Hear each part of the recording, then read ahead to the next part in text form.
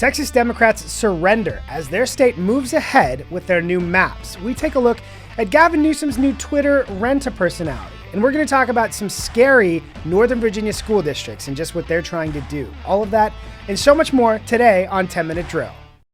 Everybody get up, get up. The story of America is the story of an adventure. I can hear you. The rest of the world hears you. We are a nation under God, and I believe God intended for us to be free. The TikTok Texas Democrats have officially surrendered. Democratic lawmakers from Texas just arrived, and it looks like they are about to board. They're boarding now. Yeah, they're boarding a private jet. You'll notice they took their dark money funded private jet back to the state, and they're trying to put lipstick on a pig by arguing that this meaningless trip to Illinois actually had some victories for them. They're trying to take credit, for example, for California's new redistricting nuclear option.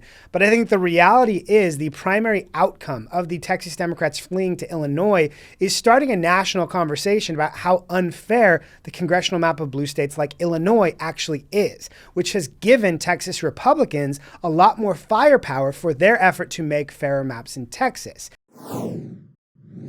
Earlier this week, we talked about Gavin Newsom and California Democrats' redistricting nuclear option, where they were intending to take their already wildly gerrymandered state congressional maps and gerrymander them even further in an effort to counter Texas's maps. In order to do that, they need to break their own law, first by throwing out their incredibly popular Independent Redistricting Commission, which was passed overwhelmingly back in 2010. People like it because it gives their congressional maps the veneer of independence, even if they already are far more gerrymandered than Texas's new maps. So far, the process for California's nuclear option has not gone very well. We're going to take a look at some of the hearings and proceedings there. First, let's take a look at this. This is California State Senate Elections Committee Chair Sabrina Cervantes. Voters deserve to know who drew these maps. That's what we are asking. Don't they deserve to know who drew these maps? Again, this is the most transparent process in the nation. So then who drew the maps? This is the most transparent Can we ask a few questions? A theme of the questions that Democrats are really struggling with is who drew the maps. When Gavin Newsom began this nuclear option crusade,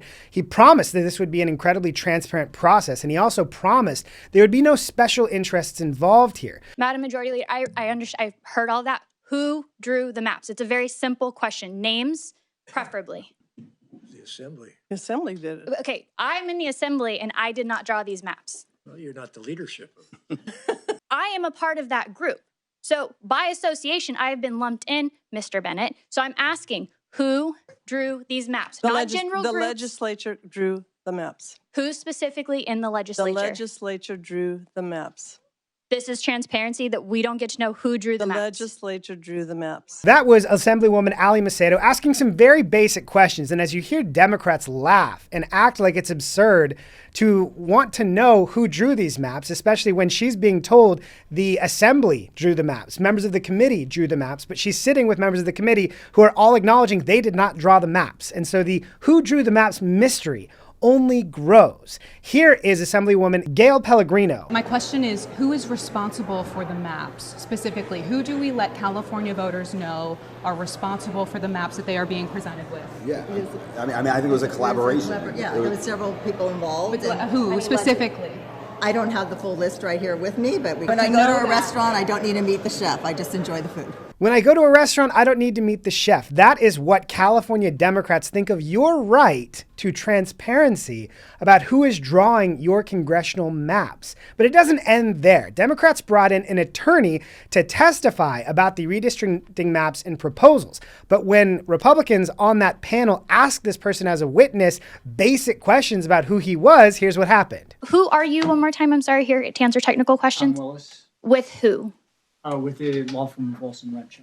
And who are you representing today? I think we've gone over this, that we that we're not going to get into that today, and happy to answer any legal questions. I've sat through a lot of congressional hearings in the House and Senate, and for a witness to tell an elected official, we're not going to get into that today. And again, it's not, a very difficult, abstract question about their political views. It's literally, who are you? And this guy's saying, we're not going to get into that today. Well, we looked up who he is. His name is Tom Willis of Olson Remcho. His website says he represented the governor's office and the state assembly.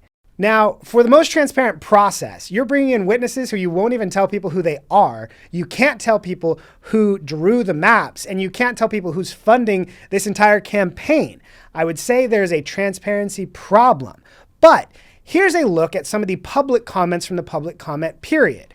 And I'm here to speak for the 16,000 people that wrote in, took their time to write comments, and you don't have the time to look at them, and you won't put them in as part of this meeting. A part of the process required for something to get on the November ballot is to have a comment period. But as this woman just shared, they're ignoring the comments and throwing them out. This is a box checking exercise. Another person got up and talked about what he thinks the legislature should actually be focusing on and spending taxpayer dollars on.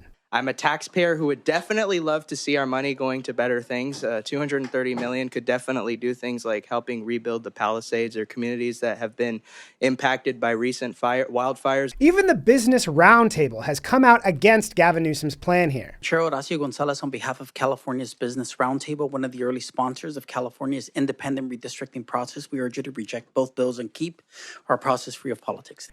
And now there's a news story from the Daily Wire reporting that Gavin Newsom is trying to raise money for this and his potential 2028 campaign everywhere but California. What does that tell you? One of the biggest risks to Democrats' plans here, first, obviously, legal challenges. There is a lawsuit about this. There is an effort to delay this because they're jumping so many different steps in the legal process to do this. We already know Gavin is willing to break the law for this map. But the other big risk to this is the popular pushback. We've talked about polling that shows over 60% of Democrats disapprove of Gavin Newsom's plan to circumvent their popular independent redistricting commission. The more of this that gets out there, the more Californians of all political stripes are going to say, this is bad and we don't like it. So let's talk a little bit about Gavin Newsom. But first, to set the table here, it's important to remember, as we talked about earlier this week, Democrats' brand is in the basement. The Democratic brand is in the basement. It is total and complete garbage. Just yesterday, the New York Times reported that Democrats are facing a voter registration crisis and have lost ground in all 30 states that track partisan voter registration. And as we've seen, polls show us that no Democrat leader is actually breaking through. Democrats seem to hate everyone. Enter Gavin Newsom, who wants to try something new. Unfortunately, it's not anything new at all. It's the same thing that Democrats and comedians have been doing for the last decade, an impersonation of Donald Trump. Here's Dana Perino attempting to give some helpful advice about his latest shtick. Stop it with the Twitter thing. I don't know where his wife is. If I were his wife, I would say, "What? You are making a fool of yourself." He's got a big job as governor of California, but if he wants an even bigger job, he has to be a little bit more serious. Gavin Newsom responded, suggesting that the problem here was that people just don't get the cleverness of the 5D chess humor move they're doing with an impersonation of Donald Trump. Here's Jon Favreau, former Obama aide, also helpfully explaining it's pretty clearly a parody of Trump. Thanks, John, because with your intellectual superiority, we weren't able to keep up with the fact that you guys were trying the groundbreaking comedic tactic of an impersonation of Donald Trump. Only a Democrat in 2025 would think that they had invented the wheel by coming up with the grand comedic idea of doing an impression of Donald Trump, because nobody has ever tried that before. I, of course, am a big fan of everything that Saudi Arabia has to offer, from the oil. On January 20th, I, Donald J. Trump, will become the 45th President of the United States. Abu Bakr al-Baghdadi is dead. He died like a dog. So again, it's not that we don't get it. It's that it's not funny. And you have to consider the fact that Democrats' brand is in the basement, and the guy who might be their best hope, the best idea he has for leadership is to do a 2-bit Donald Trump impression that's now lasted for over a week. It kind of reminds me of Michael Scott when he beats the dead horse of a joke. If you don't take out his battery, he just keeps going all day. The guy with the biggest platform in the Democrat Party is using all of his time and energy on this goofy Twitter shtick instead of, for example, rebuilding after the Pacific Palisades wildfire, completing their high-speed rail system that's tens of billions of dollars in debt, or dealing with the massive, massive crisis they've created with things like giving driver's licenses to illegal immigrants that have resulted in accidents like what we saw in Florida over the weekend, where 3 Americans were tragically killed because an illegal immigrant who got his commercial driver's license in California without being able to read road signs. This is just the latest reminder that Democrats view their problems not in terms of substance or ideas, but as a simple messaging fix. These are the same people that brought us Dark Brandon, brought us Brat Summer. We've prepared a tiny trailer to show you how that progression has gone. From the makers of Dark Brandon and Brat Summer, we bring you the latest in substance-free marketing ploys to make unpopular Democrats cool. MAGA Gavin. It's a Twitter rent-a-personality, and the only reason that it works is because media acts like it's an extension of Gavin and not a Halloween costume of Gavin pretending to be somebody that he's not. But until Democrats come to terms with the fact that their problems are with their ideas and that everybody thinks their ideas are terrible and not simple messaging tweaks, they're going to continue to face this existential crisis.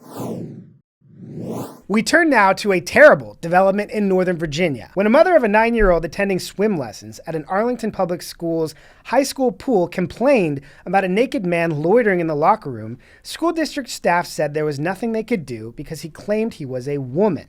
After the Department of Education investigated Arlington and 4 other Northern Virginia school districts, the Office for Civil Rights concluded that their policies allowing self-identification into self-segregated spaces violates Title IX. So again, as you look at that picture of that terrifying person, remember that is who elected officials in Arlington County believe your daughter should have to share a bathroom or a locker room with. That person has been found multiple times to have exposed himself to young women, and Arlington County thinks that's just fine.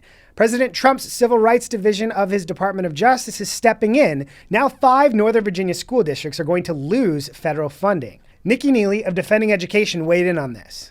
Let's be very clear. Local administrators are making a conscious decision to forfeit federal funding for poor children rather than protect the sanctity of girls-only spaces in K-12 schools.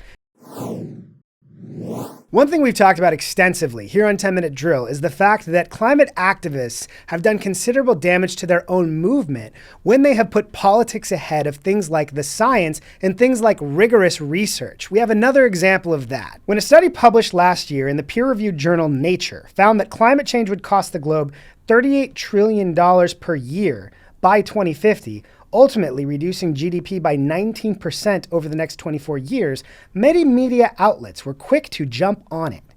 Climate change will make you poorer, CNN warned. The Guardian reported on the study under the headline, Climate Crisis, Average World Incomes to Diminish by Nearly a Fifth by 2050. Reuters and Forbes also carried articles on the study, and the Associated Press reported that new study calculates climate change's economic bite will hit about $38 trillion a year by 2049. According to the activist publication Carbon Brief, only one other study received more mentions in the media in 2024. The study has been cited by organizations influencing policy across the globe, including the World Bank, the Organization for Economic Cooperation and Development, and the U.S. Congressional Budget Office. Senator Sheldon Whitehouse cited the study last year and again in July, both times entering the study into the congressional record. However, as is often the case with studies like this, we have talked about world weather attribution and so many other institutions that exist to tell us that climate change is responsible for everything in our lives.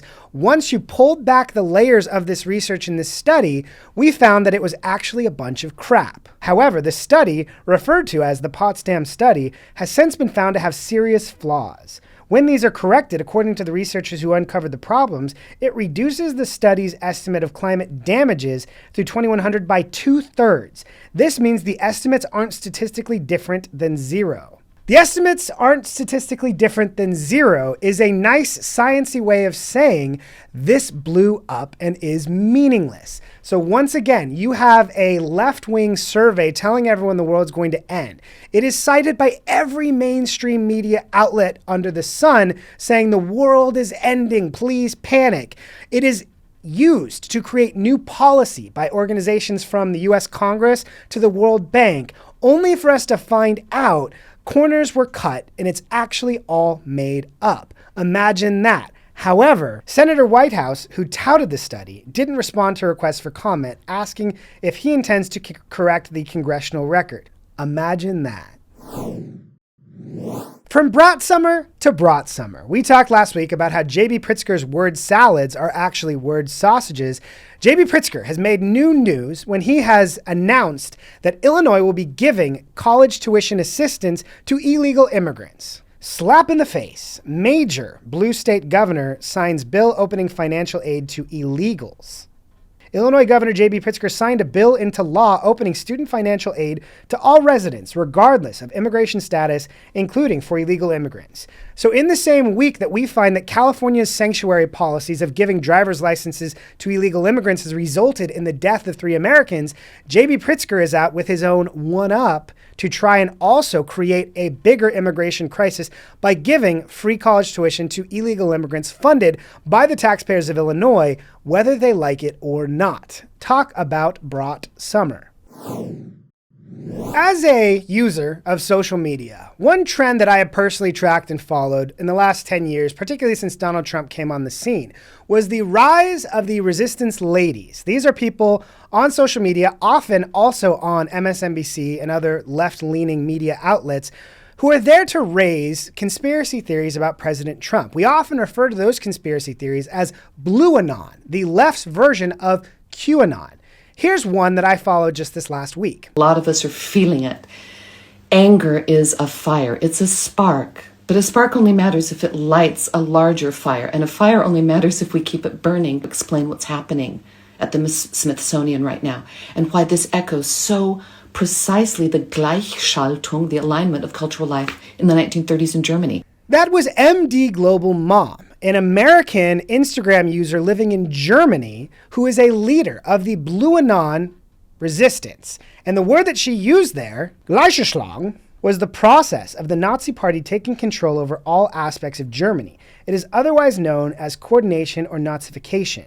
In her video, she explains exactly how her resistance BlueAnon followers should take action. She gives them scripts for what to say when they call their elected officials to resist President Trump's efforts to review these exhibits. And one thing that she argues is that the Smithsonian should be independent from politics. But what she's missing there is what we talked about yesterday in our review of why the administration is actually doing this.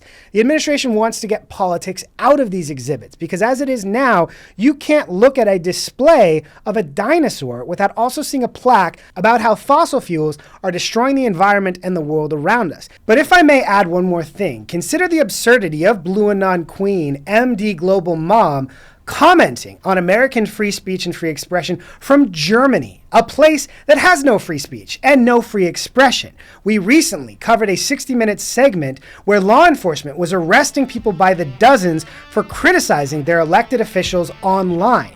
This woman is criticizing her elected officials from Germany, and she has the power and freedom to do it because this is the United States of America. That is all the time we have for today. Thank you so much for joining us here on 10 Minute Drill. Please like, subscribe, tell a friend. Join us next week.